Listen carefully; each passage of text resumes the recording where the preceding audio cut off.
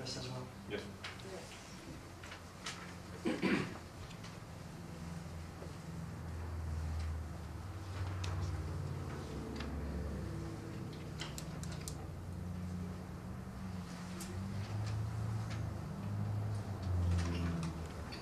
Mr. Mayor, I have no further questions at this time.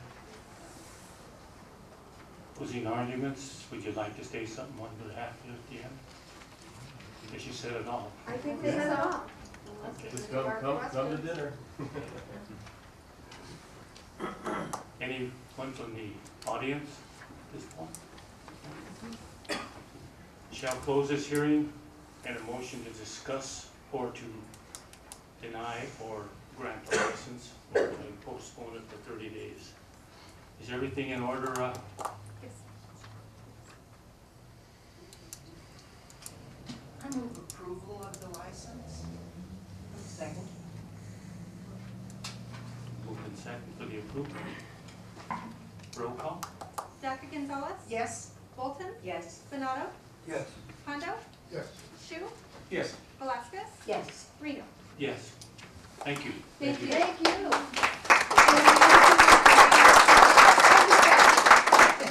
Thank you so much. Thanks, ladies.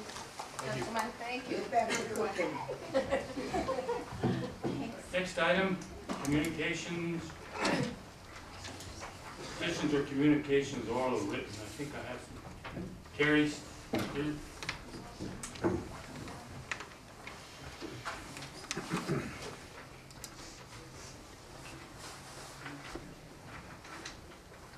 Mr. Mayor, council persons. First, I want to strongly urge the council to give any financial support that it can to the Amtrak request. I've been a longtime active member of the National Association of Railroad Passengers. I found this lovely town riding around the country on the train. Those of us who are involved in long-term train ideas are aware that Amtrak has vacation packages to certain destinations, and when they do that, it helps all of the businesses in the area. Amtrak promotes those around the country and does advertising for your city. If it could, and I know right now that the tourism people and those of us who are in the railroad lobbying area are working on doing just that for Trinidad and the surrounding area. Those of us with long-term views who see our country recovering and progressing one day are also trying to get the very background done for a train from Denver to Dallas, which would come right through here, but it won't come through here if the Southwest Chief doesn't still go through here. So I'm very glad to see that initially the council looked like it would be responsive to that, and I hope that they do donate to the other cities along the line that are trying to hire a lobbying firm. On the issue of the termination of the city manager, I would like to suggest to the 4 council persons who have taken a strong vote that it's not too late, to change your mind. As I've been active the last month or so, I've had within this last week, I've had about half of the businessmen that addressed you last week come to me and express how disrespected they felt that you didn't honor their request to go to mediation. They were very, very upset. City employee after city employee has said to me that their morale has never been better than this last year. They have never had a city manager come and speak to every individual city employee and say, what can I do to help make your job better? What do you folks need to do to work more efficiently? The Blues Festival, the Triggers coming to town, the Arts District, the ARPA negotiations. These are just a few of the things why I think this is really a wrong time to be discharging the city manager for what I feel are very personal reasons. The written reasons that some of the council people put in the newspaper show more about that council person than they do about the city manager. For example, Mr. Pendos says that the city manager challenged our authority by not hiring the superintendent. Actually, this council does not have the authority to order a manager to hire anyone. They can make a recommendation. But to say that he's disrespecting your authority, you don't have that authority. So that's actually a false accusation. He can make the recommendation. As a manager, I had 3 superintendents retire. I gave a boost to the lead man in that department. That person reported directly to me. I handled the relations of that job, and that became part of my job review. And that's the way that this should happen. The city manager has been handling that position for a year. If you didn't feel adequately, you could make that part of the job review. But then I forgot. The council that voted 6-1 to do a one-on-one review of the city manager last year did not have the courtesy, only 3 members had the courtesy to go in and actually do a review with him. I looked up online, I went to a law center and looked up, you can Google it yourselves, punitive damages for wrongful termination of at-will employees. There is substantial case law to show that the city's insurance policies will not cover punitive damages should the person be dismissed for either bad faith or wrongful termination or for retaliation.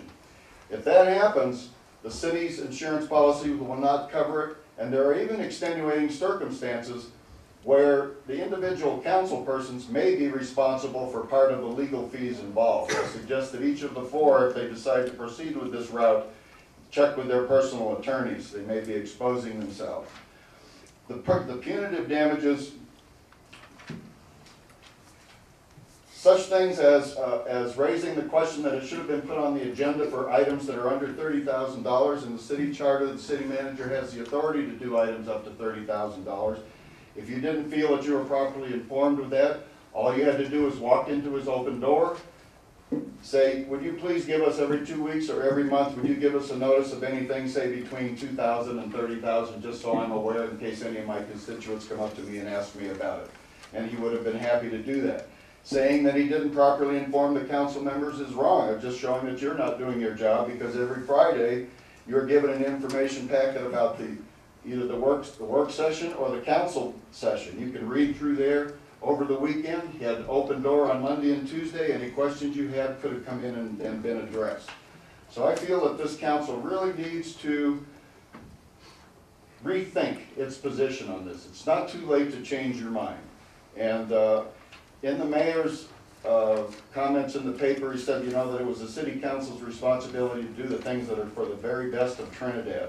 And I don't feel terminating this city manager, who has brought very positive things to this city, is in the best interest of the city. And the major businessmen of this city agree with me, the city employees agree with me, and as we're going to find out soon with the special election, many, many other citizens agree with me too. Thank you.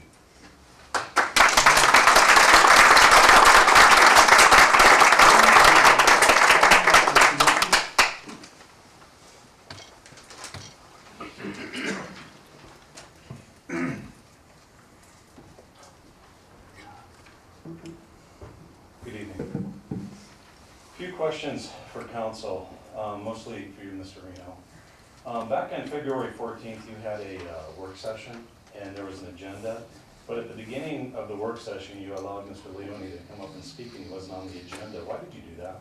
I don't know, I just thought it out of common courtesy, I'd let him speak. Okay, well, I've been coming here and filming since 2005, and I know that people have been shut down if they're not on the agenda. So is that going to be a new policy that those of us that would like to speak can speak Not in the really. work session? No.